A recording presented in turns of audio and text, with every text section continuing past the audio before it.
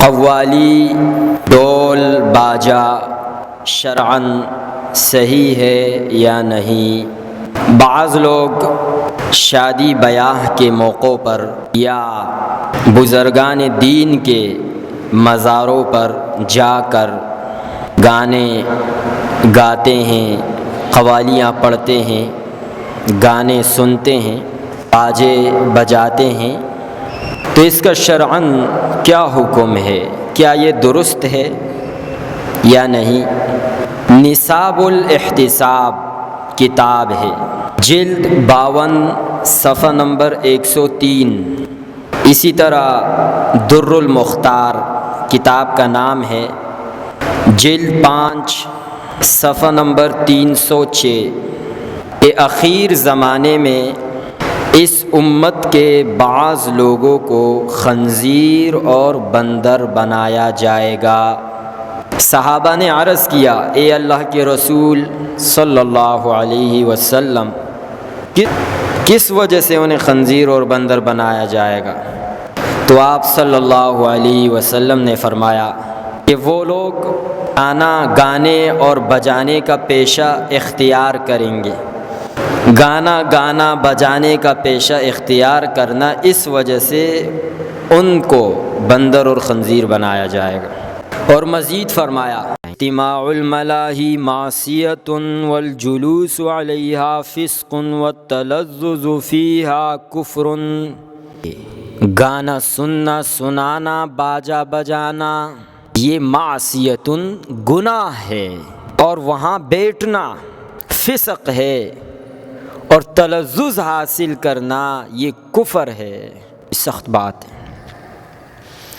بعض لوگ تو گانا بجاتے وقت یا گاتے وقت یا سنتے وقت اس قدر تلذذ حاصل کر لیتے ہیں، اس قدر انہیں مزہ آ جاتا ہے، مزہ حاصل کر لیتے ہیں کہ وہ پھر ناچنے لگ جاتے ہیں۔ تو فرمایا یہ کفر ہے۔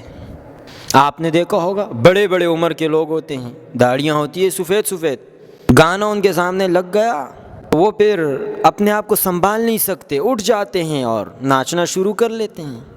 تو فرمایا کہ زمانے اخیر میں اس امت کے بعض لوگوں کو خنزیر اور بندر بنایا جائے گا، اس وجہ سے کہ ان لوگوں نے یہ گانے اور بجانے کا پیشہ اختیار کیا ہوگا۔ ایک دوسری حدیث ابن ماجہ، سفیان ابن امیہ رضی اللہ عنہ وہ فرماتے ہیں کہ آپ صلی اللہ علیہ وسلم، میں گاؤں گا ایسے اشعار کہ وہ فحش الفاظ پر مبنی نہیں ہوں گے، وہ صحیح الفاظ پر مبنی ہوں گے۔ تو آپ صلی اللہ علیہ وسلم نے ارشاد فرمایا کہ نہیں، میں تمہیں اس کی اجازت نہیں دیتا، اور میری نظروں میں تمہاری عزت نہیں، اور تم جب مجھ سے ملو گے تو مجھے خوشی نہیں ہوگی۔ اللہ اکبر! اتنے سخت الفاظ آپ صلی اللہ علیہ وسلم کے۔ اور کہا کہ اے دشمن خدا، تو جھوٹ بولتا ہے، اللہ نے تو تمہیں رزق دیا ہے اور دیتا ہے، اور تو حلال رزق کو چھوڑ کر حرام رزق لینا چاہتا ہے۔ تو کوئی اور مزدوری کر، کوئی اور کام کر، کوئی حلال پیشہ اپنا، تو حرام پیشے کو اپنا کر روزی کمانا چاہتا ہے۔ اور میں تمہیں تنبیہ کرتا ہوں کہ اگر اگلی مرتبہ مجھ سے اس طرح درخواست کی کہ دف بجانے اور گانا گانے کی اجازت دو، تو میں تمہیں سخت ماروں گا، تمہارا چہرہ بگاڑ کے سر منڈوا دوں گا، تمہیں تمہارے گھر سے الگ کرا دوں گا، اور مدینہ کے لوگوں سے کہوں گا کہ اس کا مال لے لو اس سے۔ اتنے سخت الفاظ آپ صلی اللہ علیہ وسلم نے ان سے سخت الفاظ فرمائے کہ اگر اگلی مرتبہ تو نے مجھ سے اس طرح درخواست کی تو میں تمہیں سخت ماروں گا، تمہارا چہرہ بگاڑ کر تمہارا سر منڈوا دوں گا، تمہیں نکال دوں گا اس شہر سے۔ کیوں؟ وجہ کیا ہے؟ وجہ یہ ہے کہ اس نے یہ درخواست کی کہ اللہ کے رسول، مجھے گانے کی کیا دو؟ اجازت دو۔ اور کہا کہ الفاظ اس کے درست ہوں گے، صحیح ہوں گے، الفاظ صحیح ہوں گے، فحش باتیں اس میں نہیں ہوگی، فحش اشعار نہیں ہوں گے، حقیقت ہوگی۔ عموماً جو اشعار شعراء بیان کرتے ہیں اس میں مبالغہ آرائی سے کام لیتے ہیں، اور مبالغہ آرائی بالفاظ دیگر مبالغہ آرائی نام ہے جھوٹ کا۔ آپ نے دیکھا ہوگا بعض شعراء اپنے محبوبوں کی تعریفیں بیان کرتے ہیں، ان کی صفات بیان کرتے ہیں، اور تعریف میں اس حد تک وہ تعریف کر لیتا ہے، اس حد تک وہ اس کی صفات بیان کر لیتا ہے کہ وہ حقیقت نہیں ہوتا۔ کبھی کہتا ہے کہ تو اتنا چمک مارتا ہے کہ اتنا چمک تو چاند بھی نہیں مارتا، کبھی کہتا ہے تو اتنا روشن ہے، اتنا روشن تمہارا چہرہ کہ اتنا روشن تو سورج بھی نہیں ہے۔ تو یہ حقیقت ہے، وہ مبالغہ آرائی سے کام لیتے، وہ چلتا ہے، اشعار میں چلتا ہے، ٹھیک ہے۔ تو یہاں عمرو بن قرہ نے کہا کہ اللہ کے رسول، میں ایسے اشعار پڑھوں گا جو سچ پر مبنی ہو، جو فحش باتوں پر مبنی نہ ہو، ایسے اشعار پڑھوں گا، مجھے اجازت دو۔ تو اللہ کے رسول نے کہا میں اجازت نہیں دیتا۔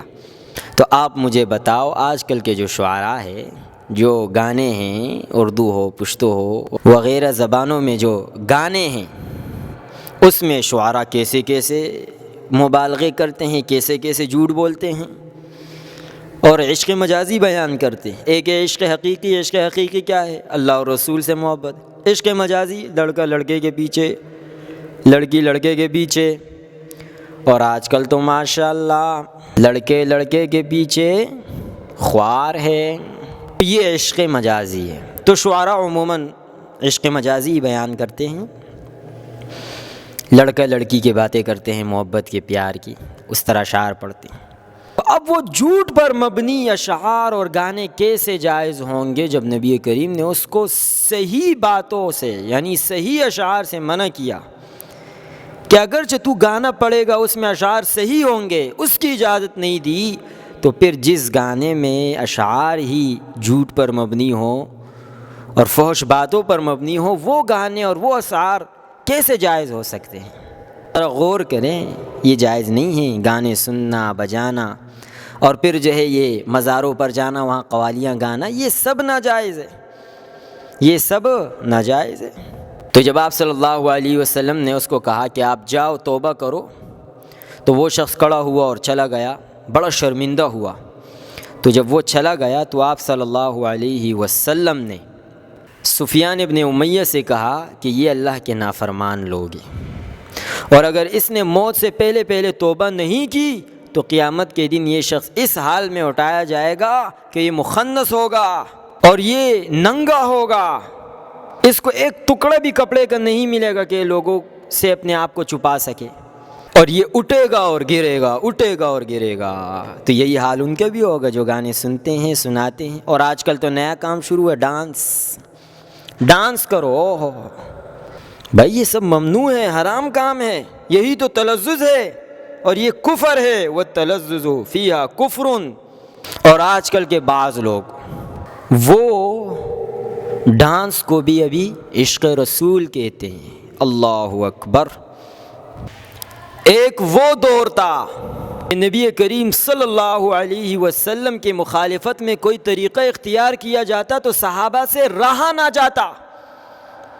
ایک وہ دور گزرا ہے کہ نبی کریم صلی اللہ علیہ وسلم کے خلاف کوئی بات کرتا یا کوئی کام کرتا تو صحابہ اپنی جان دے دیتے، وہ تھا عشق رسول۔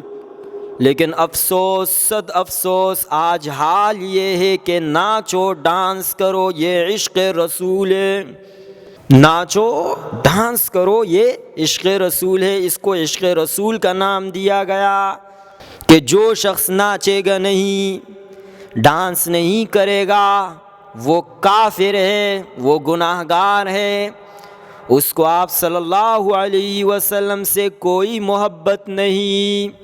یہ آج کا عشق رسول بن گیا ہے۔ اللہ حفاظت فرمائے، ہر ایک مومن کی حفاظت فرمائے اس طرح خرافات سے۔ پگڑیاں پہنو، بڑی بڑی داڑیاں چھوڑو، ناچو ڈانس کرو، کیوں؟ عشق رسول ہے۔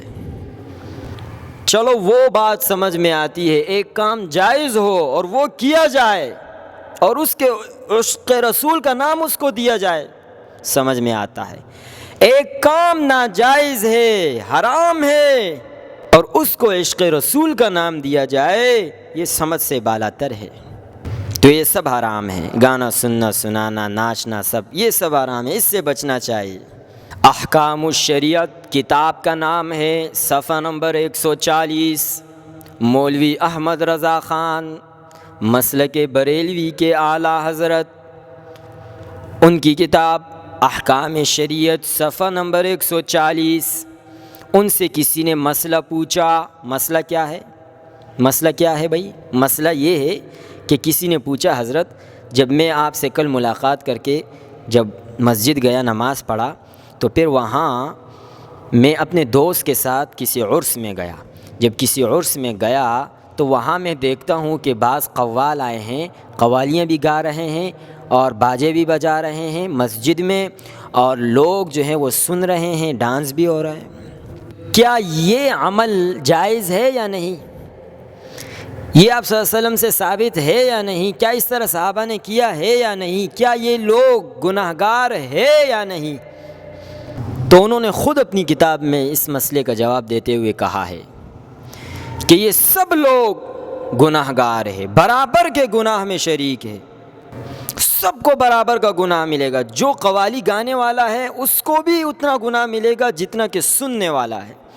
جس نے سٹیج میں پیسے خرچ کیے ہیں، جس نے سٹیج سجایا ہے، جو یہاں بیٹھے ہیں سن رہے ہیں، سب گناہ میں برابر کے شریک ہے۔ کس نے فتویٰ دیا ہے؟ کس نے مسئلہ حل کیا ہے؟ اس مسئلے کا جواب کس نے دیا ہے؟ کس نے لکھا ہے احکام الشریعت میں؟ مولوی احمد رضا خان رحمۃ اللہ علیہ، یہ انہوں نے یہ مسئلہ لکھا ہے، میں اپنی بات نہیں کر رہا۔ تو لہٰذا ان چیزوں سے بچو، یہ ڈانس ناچنا یہ سب حرام ہے، گانے سننا سنانا یہ سب حرام ہے، اس سے بچ